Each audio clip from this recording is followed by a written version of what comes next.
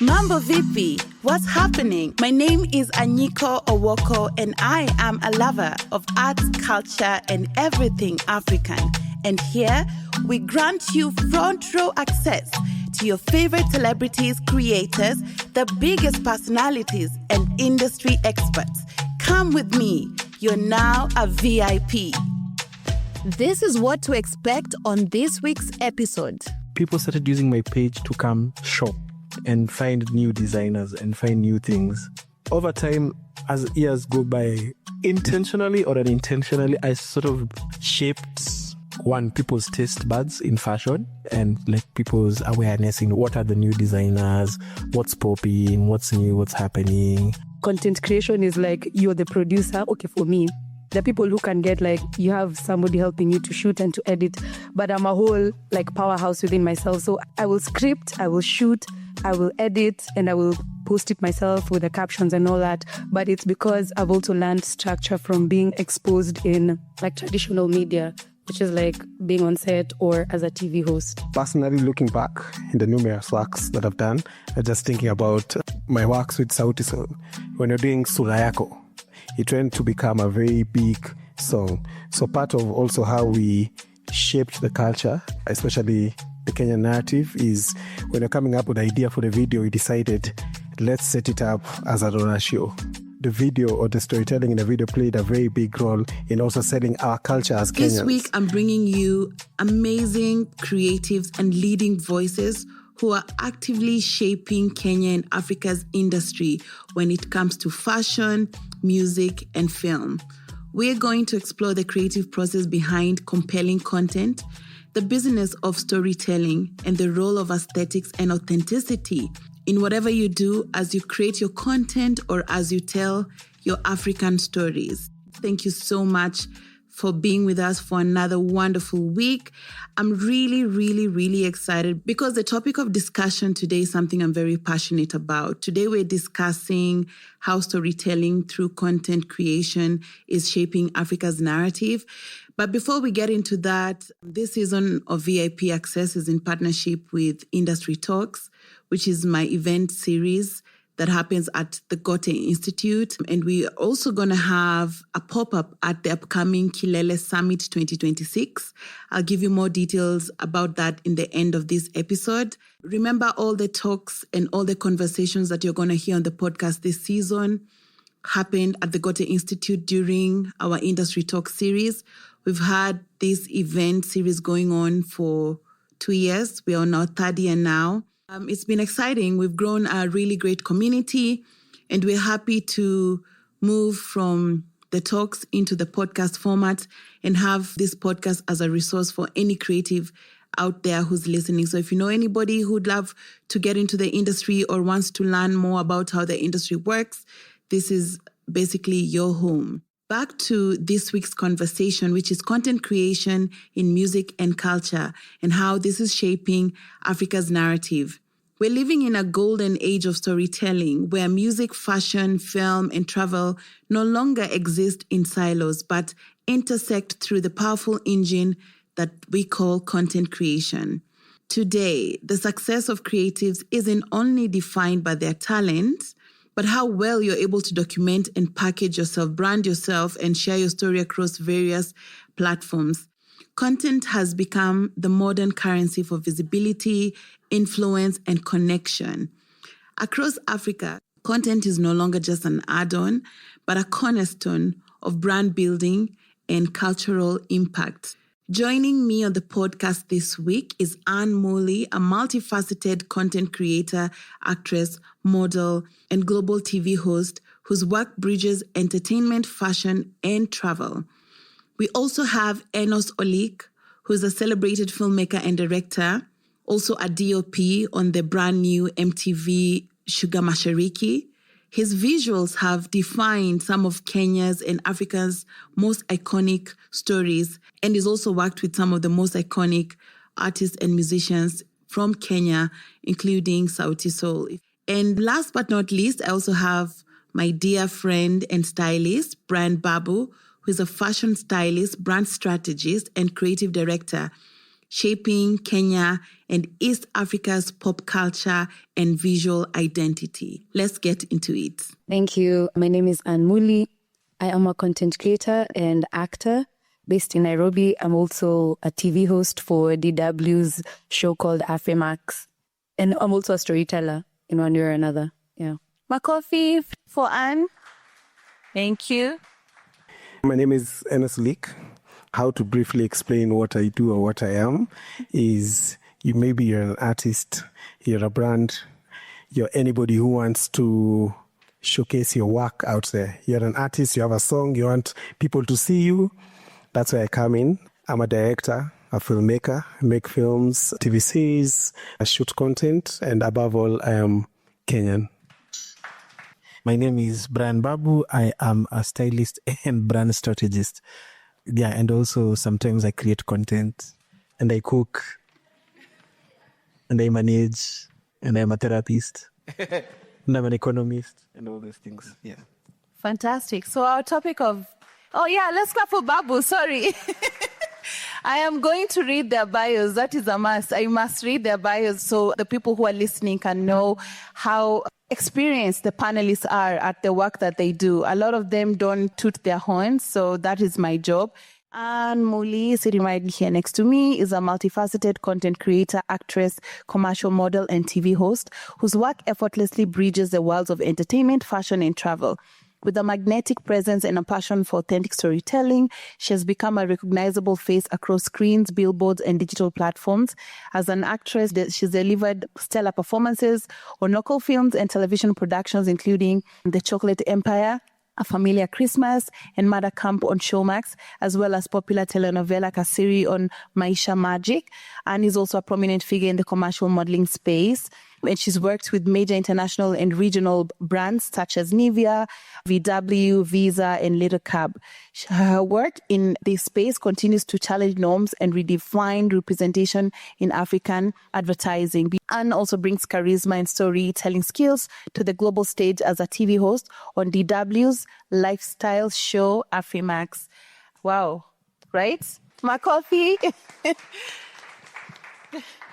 Enos Olik. This man. If you do not know Enos and you're in the pop culture and entertainment, sijui unakuwa entertainment gani? Enos is the director of directors. He's your director's favorite director. I'll start by that. That's not in his bio. I'm the one saying that. So Enos is the director of photography for MTV Sugar Mashariki, which is on YouTube. The celebrated Kenyan filmmaker, cinematographer, and educator plays a pivotal role in shaping the show's visual identity, capturing the energy, emotion, and authenticity of Nairobi and Mombasa, where the series was filmed. He's a visual artist and filmmaker specializing in new media, television, film, and music videos. With over a decade of experience, Enos has become a driving force in East Africa's visual landscape, earning recognition for translating complex narratives into compelling visuals that resonate globally. He first rose to prominence as a music video director with iconic projects like Sauti Sol's Nishike and numerous collaborations across Africa. He was ranked 6th on Channel O's Top 10 Africa's Best Music Video Directors in 2018 and has received multiple accolades and nominations across Kenya and the continent, including mentions from MTV Africa, Trace TV, and the BET International Awards. He's a graduate of the Global Cinematography Institute in Los Angeles, LA, and trained in advanced color grading at Color Training Burbank. His acclaimed productions include Anyiko and The Ogre on Netflix, Crime and Justice on Showmax, Supermodo, a wonderful film on Netflix, Famous, and Christmas Run. He also mentors emerging talent through masterclasses with Canon and has mentored with Safaricom Blaze while championing authentic African storytelling in all his work. Wow. This is why we do this event, because if you look deeply and keenly, tuko na so many professionals in the industry. It's because we lack opportunities to know who they are or talk to them. Some people say they are not there, but they are there. Like, huyu mtu amesomea mpaka Hollywood. Congrats. Brian Babu, Teren, teren. Brian Babu is a leading African and Kenyan fashion stylist, brand strategist, and content creator known for shaping East Africa's pop culture and fashion identity. Celebrated for blending bold African aesthetics with global trends, Brian Babu leads Brian Babu Styling, a creative agency specializing in fashion styling, visual direction, and brand storytelling across music, film, and digital platforms. He has styled top names like Sauti Sol, Janet Mbokwa, Mr. Easy, Yemi Alade, Diamond Platnumz, and the list goes on, and led campaigns for brands such as Netflix, Safaricom, Monkey Shoulder, Oppo, and Rituals Cosmetics based in Netherlands. He has also executed successful brand collaborations with fashion labels Regalia, which he's wearing, and Ramage, which is my handbag somewhere, helping elevate local design on regional and international stages. His creative direction spans music videos, fashion editorials, red carpet looks, and brand campaigns across the continent. From Coke Studio Africa to Netflix, Family Vacation, and Tusker 100 celebrations, Brand continues to shape African narratives through style and content. He has been recognized with multiple awards, including Africa's Stylist of the Year in 2018 and Kenya's Fashion Awards Stylist of the Year in 2016. Is there any point of your careers where you thought, like, the work that I'm doing is going to be shaping the identity of my country and of Africa? Or is there a particular project you worked on and you were like, oh my God, I didn't even realize that what I posted was going to resonate with this number of people? So if you could just remember the trajectory of your career and the relationship you have had between the work you produce and the content you created and how it exposed you to audiences across the region. To answer your question, I think initially when I started doing content, it wasn't with the intention of making a great impact. It was more of I leaned into things that I loved doing, like fashion, lifestyle content, making people laugh, or even acting. And then once I got into it, it became now more of like a strategy because it became a career. And now it's like, what am I going to do to make an impact or to leave an impact? So with time, it became, yes, it's still something I enjoy doing, but it's also from a point of strategy of trying to see, okay, how am I going to storytell this particular thing that I want to put out there?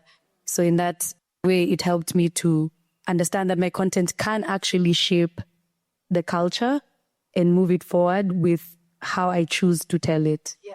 So I have a company called Dear Diary Production with one of my friends who's a founder. We founded it with two of my friends. One of them is in the audience. And we worked on a campaign for femicide, just to tell the story of femicide and how it's affecting us.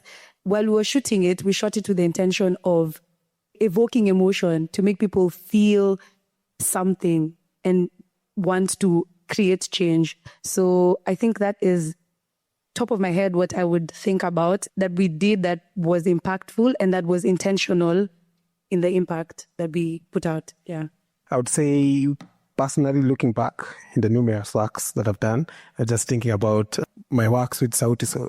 When you're doing Sulayako, it went to become a very big song.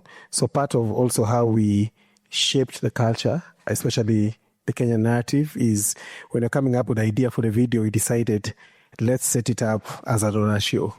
Okay?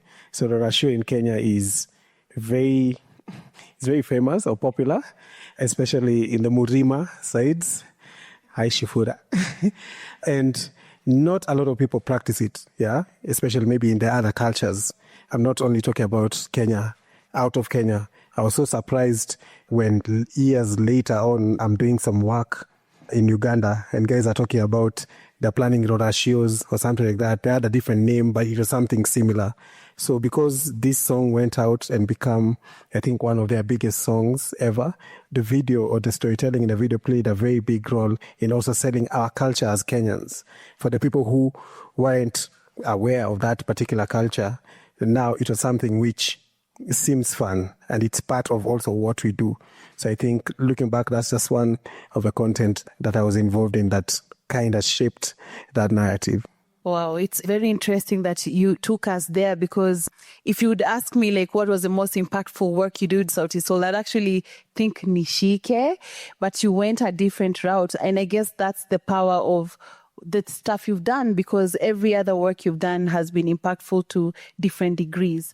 These are those days you hear artists are recording songs and they're like, we know this hook is going to go onto TikTok, or we know this dance in the music video, we are going to put it on TikTok. But the funny thing is, we were thinking, because I was also like, working with you and Sauti Sol then, we were thinking like for TikTok, but TikTok wasn't there. Because I remember when we were shooting the video, we were like, this will be the dance move. But TikTok wasn't a thing then. But we thought that we'll have a dance move and we will have a challenge.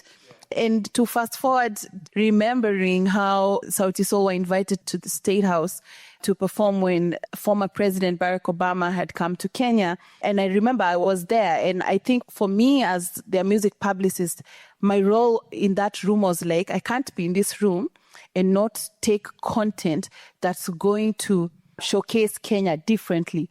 So we were going to perform there. But for me, I was just like, what is the time I'll take that content? What will be the caption? How will I post it? I have to be the first person to post this. That is the Sauti Sol's page. And that piece of video, everybody knows how viral it went. It went completely global. It was, and it remains a statement that there's so much power and unity in music, in culture, in artistry. Like, countries can be fighting and all the drama, but once you bring in the artists, then there could be a very different show of diplomacy or how things can move forward. But it all started with that song and that video that you shot and that content that we created and that thing that was posted on Instagram. So I guess that's just reiterates why we're having this discussion today. That was a moment in time. That's a big moment. Personally, I feel, so when I started out as a stylist, I started out as a blogger first before I was a stylist. So as a stylist, the idea of me posting my work on Instagram, for me, it was marketing. It was just like, oh, if someone sees and they like how I style, they can book me for, another gig, something else. But over time, I realized people started using my page to come shop and find new designers and find new things. Over time, as years go by, I meet people and they're like, I used to follow you so much on Instagram. You inspired me to become a stylist. So intentionally or unintentionally, I sort of shaped people's taste buds in fashion and like people's awareness in what are the new designers, what's popping, what's new, what's happening. I sort of influenced people career-wise to make decisions. And then also I sort of shaped how people viewed made in Kenya and made in Africa in the region, because it was like, oh, it is prestigious, it is just specific people. But then I was like, it is available for everyone. If you just know the designer and reach out, then they can create pieces for you and you can wear stuff that's made here. Yeah. That's how me just being myself unintentionally sort of carved. And that's how even people like when we talk about Diamond reached out based on my work on Instagram at that time. And it was a big project on a very, very short period of time. Yeah. I wanted to ask you, Ann, like, you have such a broad way in the sense of how you create your content from your own digital platforms, your company, then you work at DW, you have your show, and then of course you're an actress as well. So how has your experience, like in the broadcast world or even in the film world, influenced the way you create content on socials? Or how has your creation of content influenced the way you package your other work in the broadcast world? I would say being mostly in the film industry, it's taught me structure. Like on set, if call time is 6 a.m., you're there by 6 a.m., cameras are rolling by 8:30, you've done like 5 scenes by the time you're hitting lunch.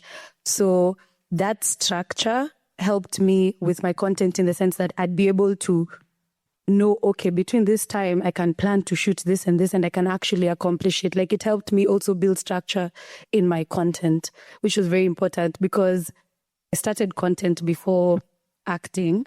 With content, it was just more of like, there was no structure. I feel like I'd wake up, oh, I want to shoot this now. I go ahead, put up my camera and lights and whatnot. But I think being exposed to platforms like being on set or even as a TV host, I learned more of structure and was able to know that you actually have to script it out. You can plan yourself. It's a whole production. So when I'm on set and I'm seeing how production works, when I go home, I take that with me because content creation is like, you're the producer. Okay, for me, the people who can get like, you have somebody helping you to shoot and to edit, but I'm a whole like powerhouse within myself. So I will script, I will shoot, I will edit, and I will post it myself with the captions and all that. But it's because I've also learned structure from being exposed in like traditional media, which is like being on set or as a TV host. Yeah. Enos, I wanted to ask you about the balance. Most recently, you are the cinematographer of MTV Sugar Mashariki. Everybody knows MTV Sugar as such a international show and production that was in Kenya a long time ago. So Sugar coming back, I feel like there were a lot of expectations, like who's going to be directing, who's going to be the cinematographer. And then once people see the trailer, they see the show, they start to say like, oh, it looks South African, it looks, I don't know what. So sometimes I wonder when people say those things because maybe it looks South African, but to somebody who's in America, in Europe, they don't look at something and say, inaka South African. I think to them it's like, this is African. So at what point are we proud of our content? Because we always hear Kenyans online, not always all of them, but some say like, it doesn't look like this. Like, so what is Kenyan? What looks Kenyan, and how do you deal with those comments like, inaka South African, this is not too Kenyan? So where's the balance between authenticity and high brand value and quality of a production? What I can say is the first question we ask ourselves, who are you as an individual? What's your purpose in this life? Before I get in deep is anytime you feel, not only Kenyans, I would say even Africans, the time we feel that we're not our country is usually the time World Cup comes, okay? If one country like Equatorial Guinea makes it to the semi-finals and it's the only African country competing against maybe England, everybody in Africa will be like, we're rooting for Equatorial Guinea, yeah. So where do we then draw that line, okay? In the advent of new media, now where we're getting our YouTube, we're getting our Netflix and all that, it means one thing, all our content globally reachable, okay? When I put my content on YouTube or Instagram, there's a person in Southeast Asia who can access that content, okay?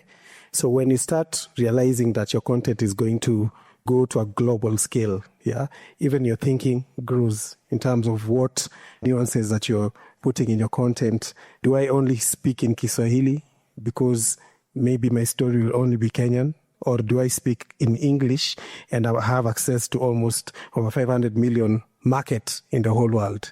So once you start broadening that out, that discussion being, oh, it doesn't look Kenyan, it doesn't sound African and all that, does not really bear weight in all that. Point in case when Black Panther came out, yeah, everybody was just proud. Yes, it's African. They're wearing African clothes. But no one was specifically saying, this is our Kenyan clothes. Everybody was just happy it's African because the scale is global. Coming back to also when you're saying you're having content and people are saying maybe it looks South African, it looks something like that, it doesn't look Kenyan.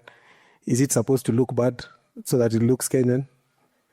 Yeah, we're all exposed to a lot of good international content. Each one of us, or I would say even 70% of us have watched Game of Thrones, Money Heist, Power, Straw, where every girl was crying. So by you watching or interacting with such content, already your mind psychologically understands what good quality is, okay? So the moment you understand that, and the moment we have our content and you're trying to put it to that level, then it should not be bad that we are trying to put our content in a global scale. So I think you as a Kenyan, yeah? You're a Nilot, you're not a Kenyan. You're a Bantu, yeah? Bantu spreads over, I think, half of Africa or a quarter of Africa. So let's just be proud of what we do and everything will be good. The normal layman, they think like the job of a stylist is to pick an outfit and to bring an outfit, which it is part of the job, but it can go deeper. And especially for stylists and brand strategists like you who are more intentional with the work you do and how you do the work. Could you explain to us at what point of your career that you decided to start collaborating with brands, collaborating with personalities, and not just in Kenya, but across Africa? So designers, I know you've been doing stuff, finding people who are traveling, sourcing things from West Africa, North Africa, whatever. Like, maybe just explain to us your process and how this came about. So I'll try be as short as possible because it's quite a process. So first we usually have like a client. Let's say we have Anyiko. Anyiko is a TV host. She's a PR maven and she's just a personality generally. So first things first, we start looking at what is the brand ethos for Anyiko. Like Anyiko is a Pan-Africanist, right? So she loves Africa and everything made in Africa and things like those. Anyiko loves jewelry. So the outfit has to have jewelry, multiple colors, multiple patterns, shapes and sizes, all those things. Then what are we trying to communicate with this outfit? Where is this outfit going? Where is she going? It's either award ceremony. Then from there we start up like, okay, so this is what we want to say.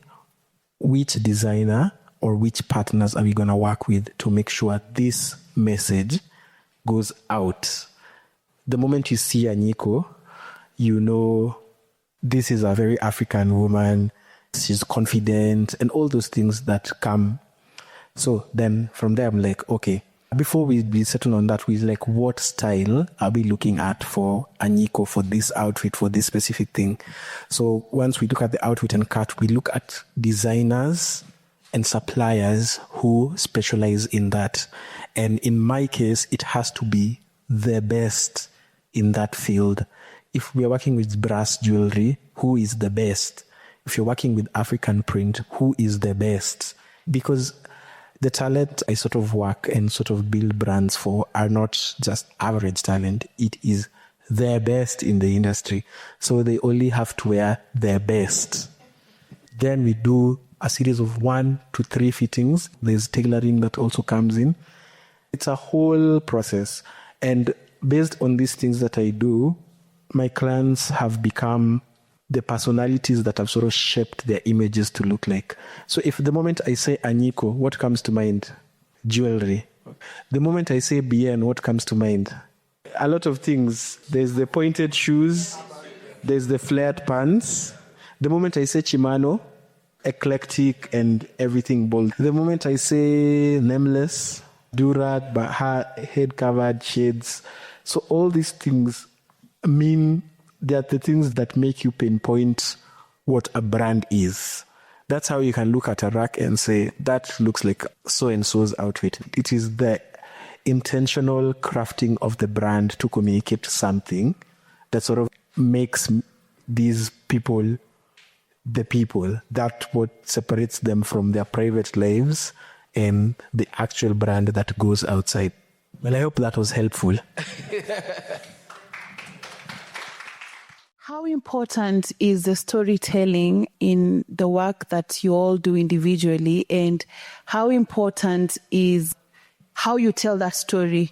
Because I struggle with a lot of great creators and personalities who have great following, but they're not telling me a story.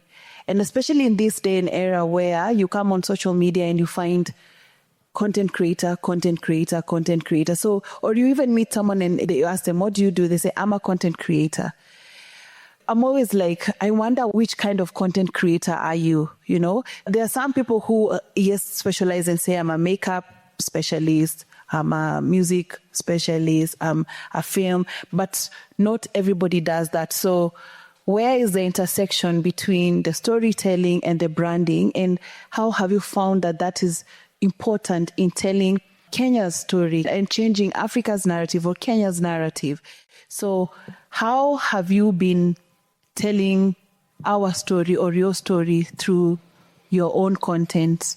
So in the past 5-6 years, I've sort of shifted a lot of how I work to include working a lot with Kenyan designers, and not just working as telling them what to do, but getting involved in the process of creating the pieces we work on. There is a lot of power in culture. Usually my question is, how can I include culture in what I'm doing for a specific project, for a specific thing, or for a specific photo shoot, for a brand thing? How can I include like culture?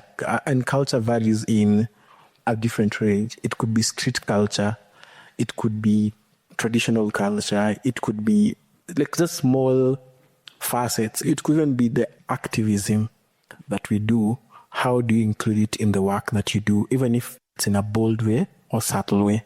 So you always have to decide the why first before you go, because the problem with why a lot of new brands are not having proper longevity is because they don't have a why. They do it for doing. You see, old brands start because we wanted to solve this. I started being a stylist because I realized there was a gap. There were very many entertainers, and those days, 11 years ago, many of the stylists were affiliated to magazines and newspapers, and the other stylists were affiliated to production companies to do ads. So I was like, I'm coming in to shift what entertainers look like. I can do all these things, but my ultimate goal is to work with entertainers and to work with TV people, sort of to shift how they are seen, to shift fashion in Kenya and just shift it a notch higher, to showcase brands that are made in Kenya in a creative way and in a fun way, so that it's beyond clothes for the office, but you can have clothes for fun, you can have clothes for this. And every day I try find new designers or new brands that are sort of geared into solving problems in just generally Kenyan context. So that was ideally how I looked at it, in just crafting. And yeah. How do you use storytelling to shape our stories? Yeah. So for me, being a visual person, the way I always approach anything that I do is, first of all, what is a story? Yeah. Or what's the structure of a story? It has either a beginning, a middle, and an end. So then how do I use that to authentically maybe tell our stories better and all that? Every kind of content that I do, be it TV commercial, movies, series, music videos, I always approach it in that way, where I always see everything as a journey, okay? Where we are having the beginning, where whatever is happening, to maybe the end, or to whatever place you are at a particular time. So for me, when I tell my stories visually, and how I use storytelling is, I always make sure there's some local nuances. Okay, there's some certain types of words or things that Kenyans will do, and you know this person is from Kenya. We have some nuances either in how we talk, yeah, how we dress, yeah. If just a group of women come entering here with deras, most probably we'll say they're from the coastal town. I don't know, yeah. Because that's something that is unique to them. So then how do we then use that by advantage? When I'm trying to think of anything visually, I always try and figure out, how does that particular frame look? Okay, is it dusty? Then maybe we're in Mandera or Kitengela. Is it snowy? Maybe here in Mount Kenya. So I think local nuances are things that we use for storytelling to sell or tell our story better.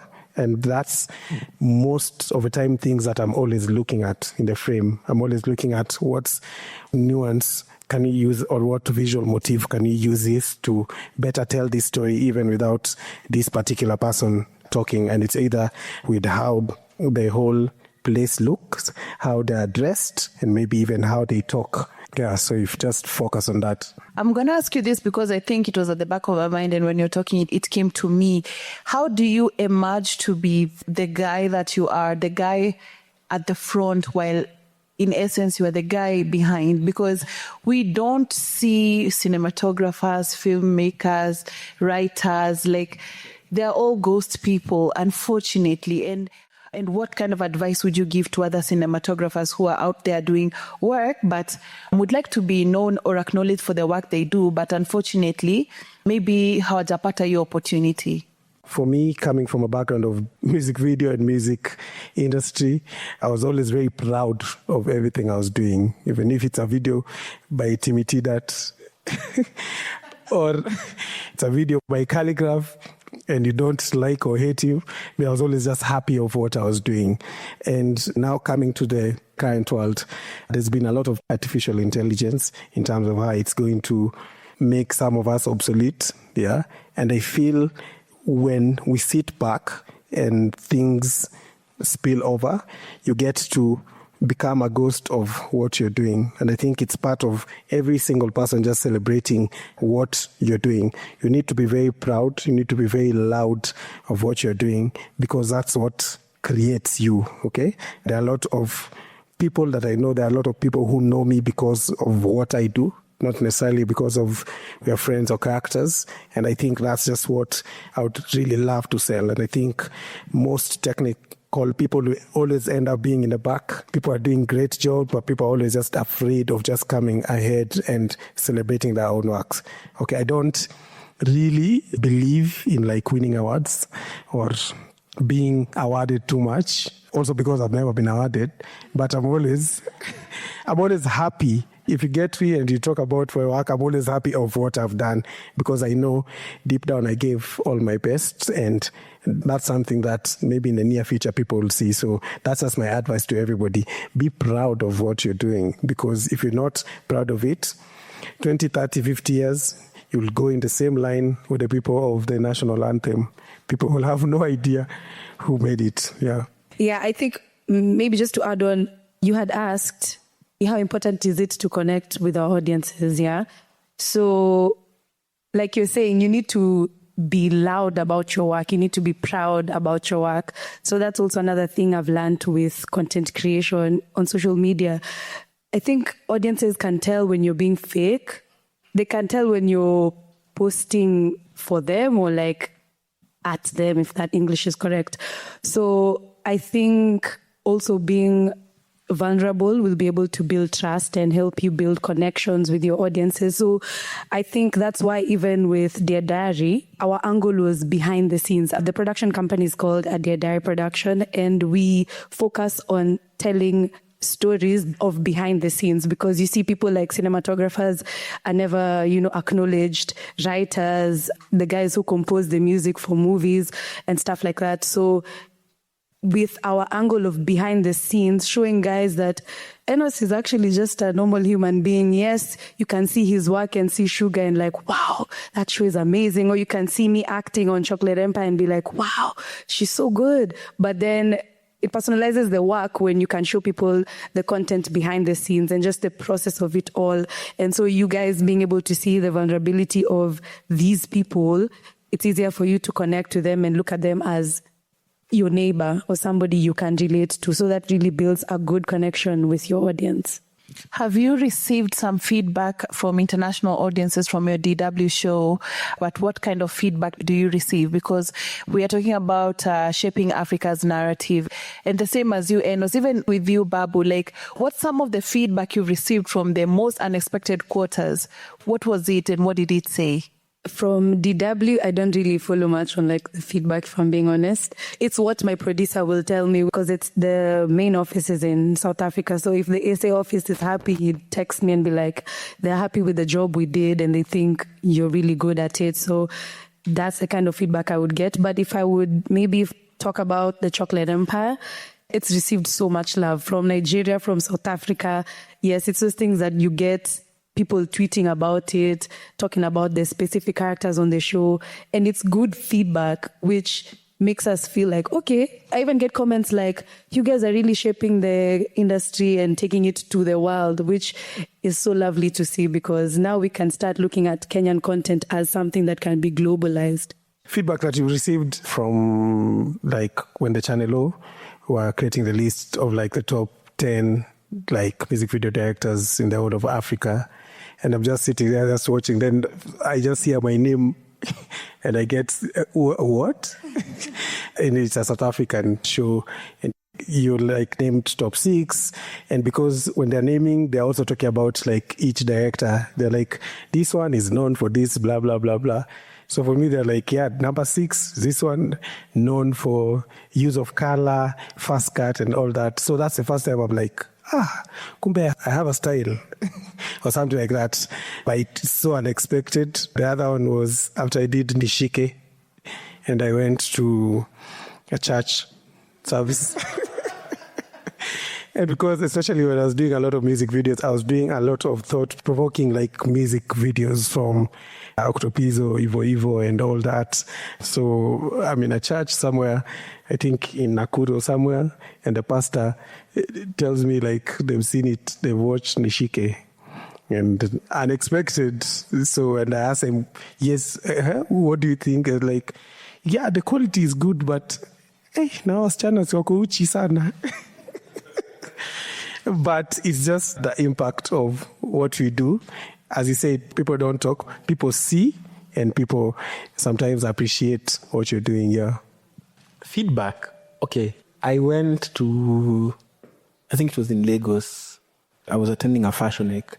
And they're like, are you Sauti Sol stylist? I'm like, yes. They're like, you do such an amazing job. It was very, because if anyone who has been to Lagos, the industry is huge. And they do a lot of things, and they have numerous stylists and designers. So that was, I mean, a good feedback. And this is like, oh, people, that means people follow their fashion. The other feedback was from a very popular person here in Kenya who was trying to ask me to do something. And, you know, when you do your work, you do it. You don't think about it. And the feedback was, if you were to create clothes one day, I would buy them. Because you have dressed every body shape a Kenyan woman could ever be, every character a Kenyan woman could ever be it a church woman, a CEO, a TV girl, a Muslim, a Christian, any, like you've dressed such a huge range of women, and all of them look beautiful. Yes, I do the job every day, but that was such a deep thing to hear from a woman, that you understand women, and especially in the Kenyan context. So I think that was some good feedback. And because we were talking about music and culture, I've just remembered something I told you. I don't know if you remember, but it's a long time ago. That was when Blankets and Wine was the waterfront or something. And that was around 2018, because it was right before COVID, I remember. And so I was going to the festival, and I just left the parking lot, and I was walking fast to the festival because I was late. And then there was these young girls, like Gen Zs, and they were giggling, and they were like, oh my God, let's go. Sauti Sol are about to get on stage. And then I heard them say, and I cannot wait to see what Babu has styled them in. And I was like, what? But that's really next level. And do you remember I told you? So there's that. That one was, I mean, it was a great thing, because also they were like teenagers, right? The other thing that I did intentionally was, you remember when Amina was joining the trend and Larry was leaving? So she got so much hate. So much. They're like, oh, you can never be like Larry. And so I made it an intention from the first day. I said, if you people don't want to watch her, you must come to see what she's wearing. You must. And true to it, the first 2 years of the show, people tune in to first see what she's wearing. And sometimes it helps a lot with a lot of things. And over time, it became an important, the same way you say even Sauti Sol. Sauti Sol could potentially cancel a show or a shoot if the wardrobe is not where it's supposed to be. So even like as image makers, and Enos can tell you, image affects a lot of things and shifts a lot of conversations just by first sight of something. And people come to watch something because of what they expect to see in terms of just outfits and everything. So yes, that was that was another moment. But there are some of them, like especially for the trend, that I intentionally went out of my way to create moments for TV. And with that show, we also managed to shift how people view dressing for TV in Kenya and also in East Africa with the trend. Because they're like, you can be stylish, you can be expressive, you can be all these things, not necessarily just demure, and you can be very expressive in terms of how you dress for TV. I think also the most flattering thing I've experienced in my career is when you go for a brief for a commercial client and they give you Amina's images as reference and they're asking you to reference yourself. Or they're like, you see the way you do Sauti Sol, can you sort of implement this on that character? I feel that is also a very great feedback. So that's where we end the show this week. Thank you so much, Ann Muli, Enos Olik, and Brian Babu for coming through to VIP Access and Industry Talks. It has been very great to get your insights on how you roll in your respective industries. And I just love how through this conversation, we've kind of shown the intersection between different facets of arts and culture. It doesn't matter whether you're in music, fashion, or film, or TV. Our work is very much intertwined, and whatever stories we're telling are helping shape Africa's identity and narrative out there. So I actually met Ann Muli in my line of duty while doing PR for the show Cash Money, which has been produced by Insignia. And I was quite impressed by the role she played. It wasn't an easy one. If you've watched the show, Cash Money follows a group of women who are working as escorts. What an honor to have her on this podcast and conversation this week. You guys remember the music video Nishike when Sauti Sol broke bad? Enos was the one who was responsible for this. So thank you, Enos, for joining us. Just before we wrap up this episode, I'd like to mention to you that this year we're rolling out workshops at Industry Talks. And I'm really excited to announce that for the first workshop of Industry Talks, we are collaborating with Kilele Summit 2026, which will be held at the mall Westlands. So please check out Kilele on your social media platforms. Our first Industry Talks workshop will be at Kilele Summit 2026 next week on Wednesday, 25th February from 3:30 p.m. And the workshop will be an artist-focused session on the making and building an album with intention, a clear identity, and creative strategy. I will be delivering this workshop alongside my friend Jinx, who's an A&R executive and also the music lead at Perform Incubator. At the very same time, next week on Thursday, that will be on the 26th of February, we'll be having a panel discussion on the topic, what does success look like for artists in 2026? And this panel discussion will feature amazing Kenyan artists, Kasiva Mutua and Jesse Mwenda, who have not only charted their own path and broken boundaries, but they've also created lots of creative opportunities for their artist communities. We'll also have British producer and musician Martin Youth Glover on the panel. This is going to be an amazing conversation that you don't want to miss. Make sure you get all the details and get your tickets to Kilele 2026. That said, it's been an amazing conversation on the content creation, music and culture, and how this is shaping Africa's narrative. So if you're a content creator or a professional in whatever you do out there and this episode spoke to you, make sure you share it with somebody. Until then, thank you so much for being part of our growing community, and see you next week, hopefully at the Industry Talks at Kilele Summit. Ciao, ciao. VIP Access Season 5 is proudly supported by the Gote Institute, Nairobi.